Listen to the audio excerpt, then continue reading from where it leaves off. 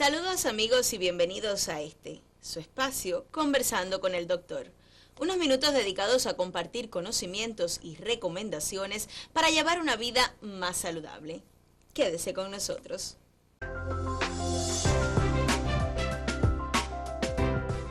La semana pasada iniciamos el debate de un tema importante y muy actual: la hipertensión arterial. De él conocimos sus generalidades y cómo se hace el diagnóstico, entre otras cosas. Hoy conoceremos de esta enfermedad, sus complicaciones y cómo se enfoca el tratamiento a seguir. Esta tarde continuaremos hablando sobre la hipertensión arterial. Como invitado tenemos nuevamente con nosotros al doctor José Rafael Ruiz Abrán, especialista de primer grado y profesor de medicina interna del Policlínico Universitario Romari Coro, a quien ya doy la cordial bienvenida. Buenas tardes, profesor. Buenas tardes, Neiva, un placer.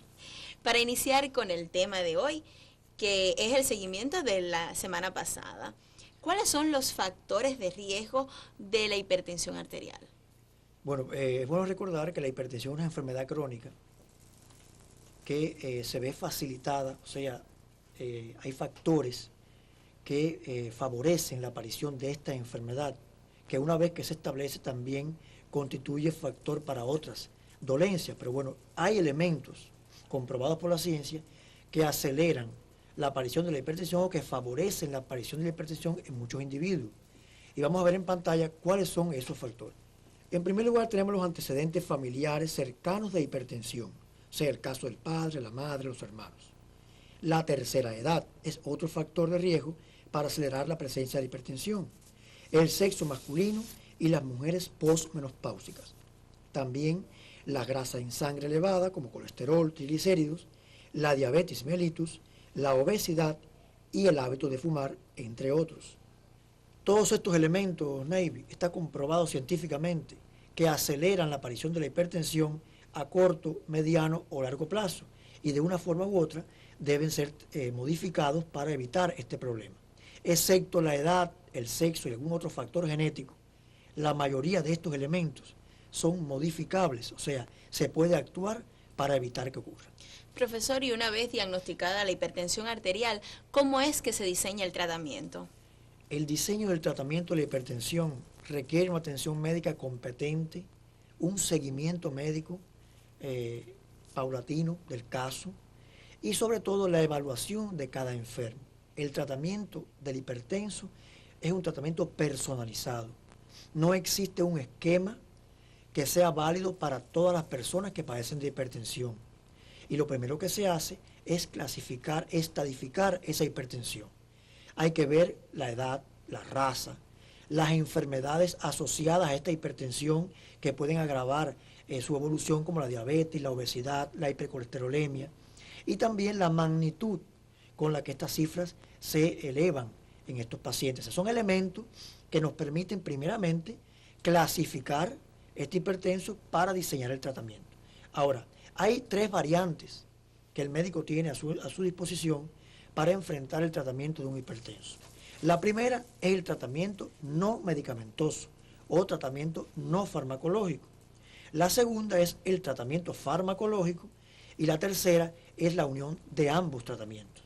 O sea, que son tres modalidades mediante las cuales se puede tratar la hipertensión en dependencia, te repito, de la clasificación que le hemos dado a ese enfermo previamente. Profesor, ahora usted mencionaba tratamiento sin medicamentos. ¿Cómo se hace esto? Bueno, el tratamiento no farmacológico o tratamiento sin medicamentos de la hipertensión es el primero que debe iniciarse en todo paciente que se diagnostica como hipertenso y en su mayor parte radica en cambios en los estilos de vida y en sus costumbres cotidianas para mejorar la salud de este individuo. Vamos a ver en pantalla, Navy, algunos de los elementos del tratamiento no medicamentoso de la hipertensión arterial. En primer lugar, evitar o reducir el sobrepeso. No consumir bebidas alcohólicas en exceso o de forma frecuente. No fumar. Evitar el sedentarismo extremo. Reducir la sal y las grasas en la dieta, sobre todo aquellas de origen animal. Incrementar el consumo de frutas y vegetales frescos. refrescos. Estas medidas, Navy, que parecen un poco generales, son de muchísimo valor para asumir esta etapa del tratamiento no farmacológico de la hipertensión. O sea, son factores que favorecen la buena evolución del hipertenso o incluso pueden retardar la aparición de la enfermedad durante muchos años. Y entonces, profesor, ¿cuándo es que es necesario los medicamentos? Los medicamentos para la hipertensión son muchos. O sea, en los últimos años ha habido decenas de medicamentos nuevos que se han ido produciendo para controlar de forma efectiva tanto las crisis como el hipertenso crónico en su casa, o sea, en la atención primaria de la hipertensión. Ahora bien, ¿cuándo se usan estos medicamentos? Se utilizan los medicamentos, en primer lugar, cuando el tratamiento no farmacológico del hipertenso no ha rendido resultados favorables, o sea, no se ha logrado el control. También es necesario el tratamiento con medicamentos cuando el individuo, el hipertenso, desde su comienzo, debuta con cifras muy elevadas, cuando existe un factor secundario que esté justificando la hipertensión, o cuando coexiste esta hipertensión con otras enfermedades como la diabetes, la hipercolesterolemia, las cardiopatías, que requieren un control inmediato del enfermo. Pero los medicamentos son efectivos cuando se necesitan en cada paciente de una forma personalizada, como te había comentado. Hace algunos años, por ejemplo, existían medicamentos que nuestros padres o abuelos recordarán como la reserpina, el cifapresin, que prácticamente hoy en día están en desuso. Sin embargo, hoy existen medicamentos nuevos que cumplen las expectativas de controlar al enfermo, aunque ninguno se considera perfecto. Profesor, ¿es posible que un paciente no se logre controlar con el tratamiento indicado? Bueno, desgraciadamente, Navy, a veces la culpa de este problema la tiene el mismo paciente. Cuando un tratamiento está bien diseñado, está bien dosificado, hay circunstancias en las que puede que no dé resultado, o sea que el paciente no se controle. Y una de estas circunstancias es cuando el paciente no cumple con los estilos saludables de vida. ¿Cuántas veces hemos visto pacientes hipertensos que dicen, ¿por qué yo no me controlo? Me tomo 4 tabletas todos los días y no me controlo la hipertensión. Pero son pacientes que no dejan de fumar, son pacientes que comen una dieta que es poco saludable, rica en grasas, que aumentan de peso, que no se controlan su peso corporal. Que no cumplen con el tratamiento sin medicamento. Personas que están sometidas a un gran estrés. Entonces, cuando todas estas cuestiones existen en un paciente que se ha diseñado un tratamiento ya medicamentoso, puede que este tratamiento no dé los resultados esperados.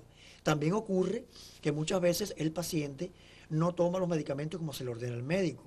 O sea, dejan de tomarse algunas tabletas, reducen las dosis, cambian los medicamentos e incluso a veces en algunos pacientes, muy pocos, aún estando correcto el tratamiento y aún haciendo las cosas como deben ser, puede que la hipertensión no resuelva. Y eso se llama hipertensión resistente o intratable y ocurre en algunos casos. En estas situaciones, pues el médico debe remitir al paciente a un especialista para que valore otras combinaciones de medicamentos que posibiliten el control de ese enfermo. Pero sí puede pasar que el paciente no se controle mayormente por llevar una vida poco saludable. Profesor, ¿y existen medicamentos mejores que otros para tratar la hipertensión? Bueno, no diríamos que hay medicamentos mejores que otros. Hay medicamentos que se adaptan mejor a cada enfermo. Recuerda que al principio hablamos de que el tratamiento para la hipertensión no era un patrón, sino que se personaliza acorde a las condiciones de cada individuo. Entonces, hay medicamentos que sí son mejores para ese paciente que otros.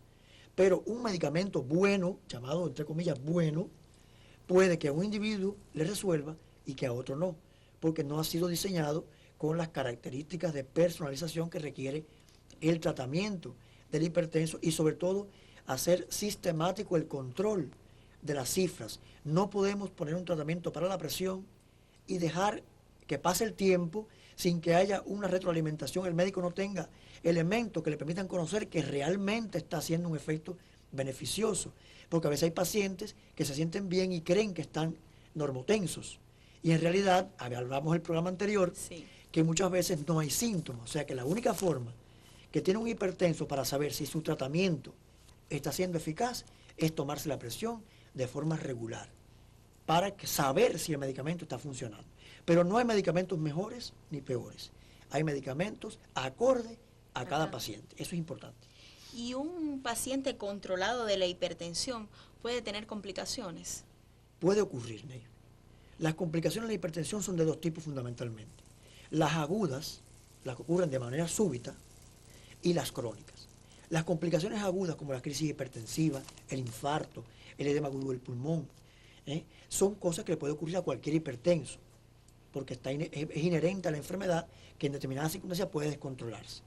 Sin embargo, cuando un paciente está bien controlado con un tratamiento bien diseñado, cumple con todas las normas de salud y el paciente se mantiene controlado por mucho tiempo, las complicaciones crónicas de la hipertensión, que son la insuficiencia renal, las enfermedades cerebrovasculares, la insuficiencia cardíaca, los aneurismas, estas enfermedades en un paciente bien controlado son muy poco frecuentes. O sea que el individuo controlado es un individuo que se complica a largo plazo muy poco y puede vivir una vida normal hasta una avanzada edad. Sin embargo, el hipertenso que no lleva un tratamiento correcto, o lo lleva y no se controla, y no se actúa para mejorar eso, es el que más se complica a mediano plazo.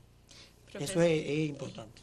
Y muy importante e interesante ha sido el tema de esta tarde. Espero que los amigos televidentes también lo hayan disfrutado. Ahora los invito a que nos diga sobre la segunda parte de nuestro programa, que es el documental. Bueno, hoy terminamos con la serie documental Un viaje a través del cuerpo humano, que ha gustado mucho a los televidentes que habitualmente ven conversando con el doctor. Los invito a ver este final de esta serie documental y ya para la semana próxima pues tendremos otro tema que someteremos a consideración de los amigos para que aprendan un poquito más cosas de salud y de medicina. Esperamos que lo disfruten y nos vemos el próximo viernes para seguir conversando con el doctor.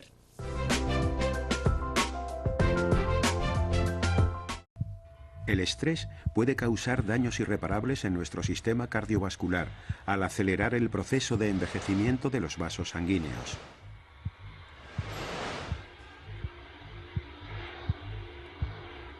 Una presión sanguínea alta daña las células de las paredes de las arterias, que se tornan rígidas y gruesas.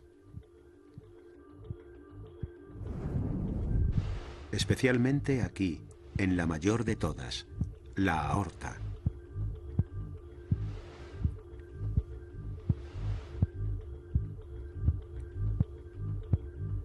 Las arterias con paredes rígidas restringen el flujo sanguíneo por todo el cuerpo. Nuestra presión sanguínea aumenta, por lo que el corazón tiene que trabajar con más esfuerzo. Es un círculo vicioso. A mayor nivel de estrés, mayor deterioro en nuestros vasos sanguíneos. Y cuanto más dañados estén nuestros vasos sanguíneos, menos capaces seremos de afrontar los efectos del estrés.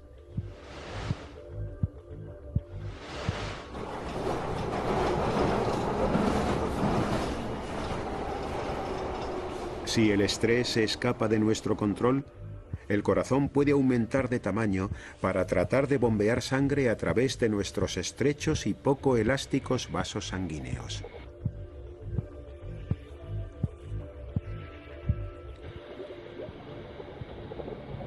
La presión sanguínea alta puede también reventar los vasos sanguíneos del cerebro, provocando un derrame.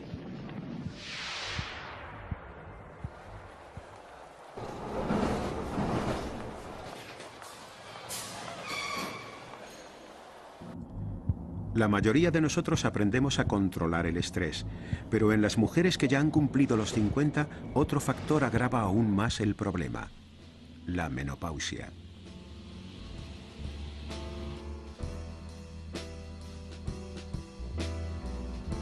Durante la menopausia, los ovarios dejan de producir óvulos.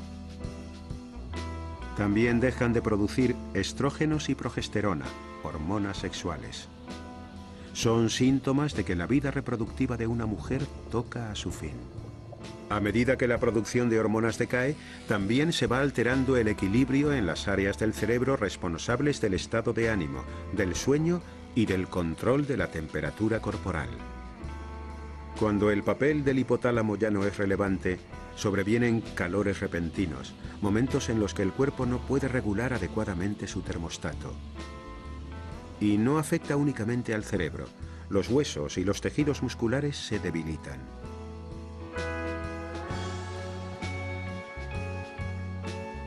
El cuerpo de una mujer pasa la mayor parte de su vida acostumbrándose a estas hormonas. Ahora que dejan de producirse, es cuando se acelera el proceso de envejecimiento.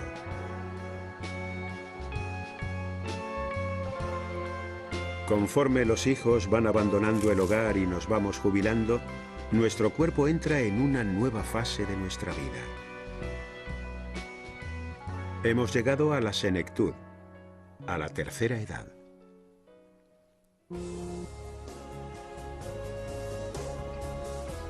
En 70 años hemos pasado de ser un bebé a un adulto, de ser hijos a padres y a abuelos. El proceso de envejecimiento comenzó hace ya varias décadas. Ahora estamos en plena senectud. Es el capítulo final del viaje de la vida. Cuando nos jubilamos, nuestro ritmo de vida comienza a ser más lento. Nuestro cuerpo también se ralentiza. Los síntomas externos del envejecimiento son solo parte de esta historia. Nuestros sentidos se ven mermados. Hemos ido perdiendo los estereocilios de la cóclea que nos servían para oír desde nuestro nacimiento. Ahora la mayoría de los filamentos para altas frecuencias han desaparecido. Incluso estamos perdiendo los de las bajas frecuencias. Las partes flexibles de la cadena osicular conectadas con el tímpano se van endureciendo y lentamente van aumentando su tamaño. Ahora nos cuesta más oír. Nuestra vista continúa empeorando. El cristalino de nuestros ojos se vuelve más duro e incluso cambia de color. De un azul transparente a un turbio amarillo oscuro. Resultado de toda una vida expuestos a los rayos ultravioletas. La mayor parte de nosotros no somos conscientes de este cambio. Nuestro cerebro hace todo lo posible para compensarlo.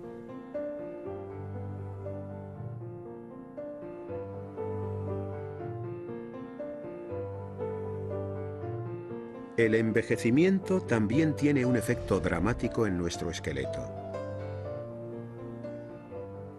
La mayoría corremos el riesgo de sufrir osteoporosis.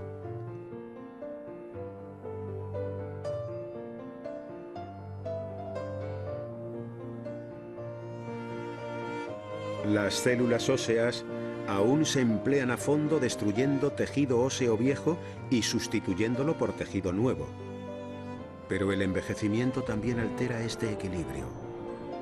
Los osteoclastos deterioran los huesos más rápidamente que los osteoblastos los reconstruyen.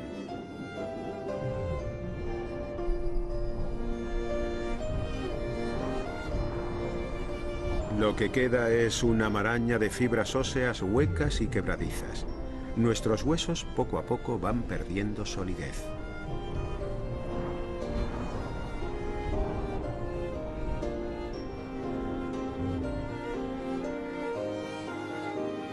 Un hueso roto puede convertirse en un peligro muy serio.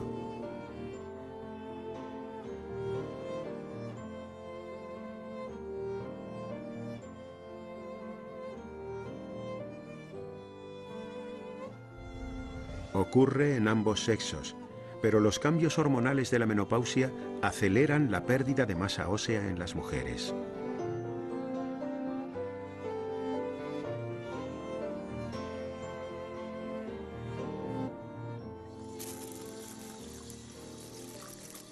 El envejecimiento es uno de los grandes misterios de la vida. ¿Por qué nuestro aspecto cambia tanto entre los 40 y los 70 años? Y no es solo una cuestión de apariencia. es un proceso que afecta a cada célula de nuestro cuerpo.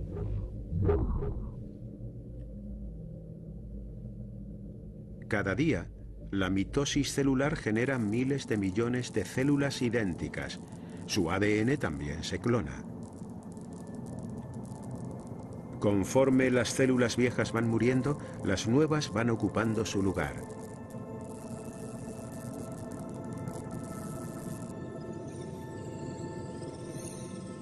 El problema es que este sistema de clonado no es perfecto. Cualquier pequeño defecto genético es también repetido.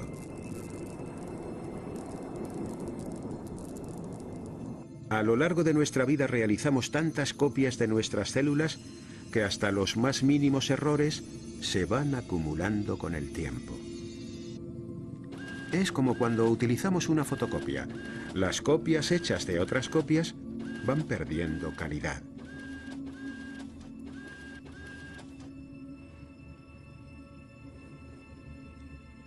Los huesos de nuestra cara se han ido reemplazando cada 2 años desde nuestro nacimiento.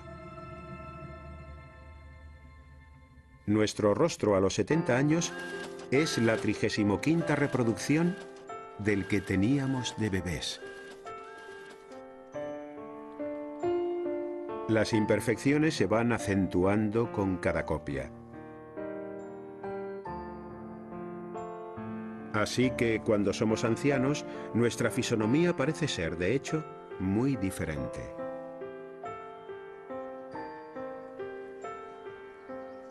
Otra causa de envejecimiento está precisamente en el aire que respiramos.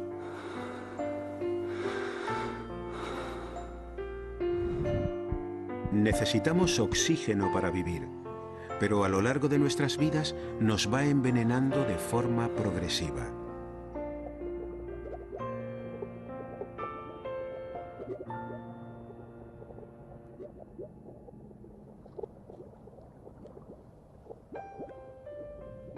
Dentro de nuestras células, las mitocondrias son como microscópicas centrales eléctricas que combinan nutrientes con oxígeno.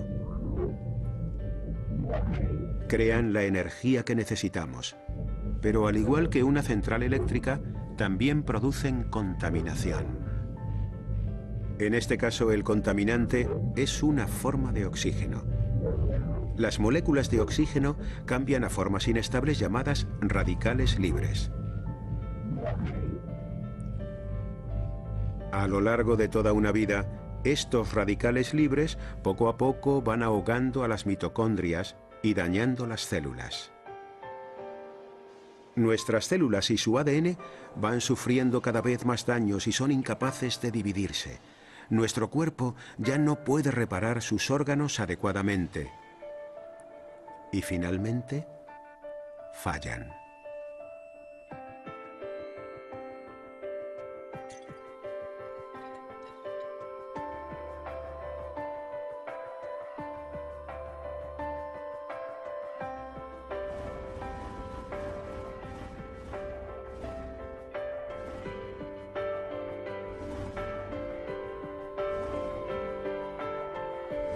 La muerte, al igual que la vida, es un proceso biológico asombroso, iniciado dentro de las células del organismo.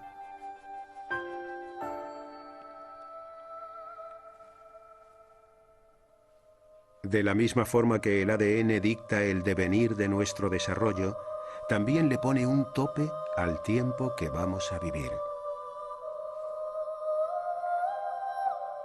Cada vez que una célula se copia a sí misma, va dejando tras de sí una pequeña cantidad de ADN. Tras miles de millones de divisiones, la pérdida de ADN es tal que finalmente pierden la capacidad de dividirse.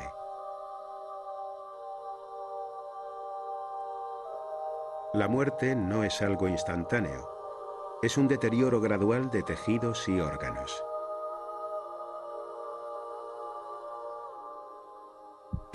Se cree que el corazón, en sus estertores, bombea sangre cargada de endorfinas, el analgésico natural que produce nuestro cuerpo.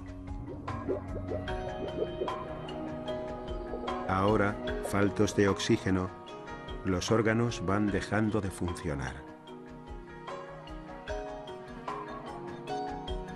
Dentro de 10 segundos, la actividad eléctrica de nuestro cerebro disminuirá.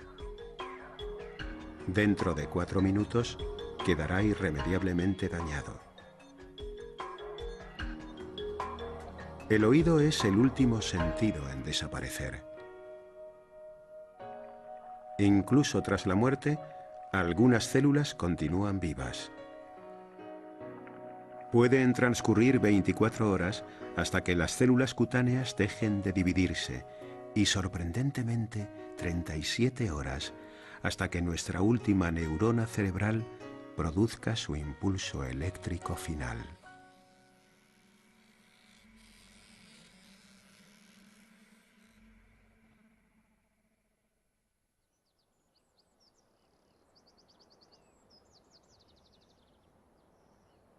Solemos decir que la vida sigue.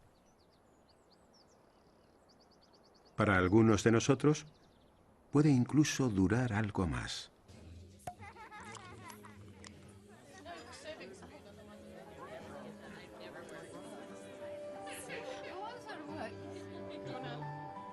La tendencia actual indica que los niños nacidos en países desarrollados tienen una esperanza de vida de 80 años o superior. E incluso una vez que dejamos de existir, dejamos nuestra impronta en nuestros seres queridos. Nuestros hijos y los hijos de nuestros hijos portarán parte de nuestros genes en cada una de sus células. También llevarán recuerdos nuestros, los momentos que compartieron en esta historia extraordinaria.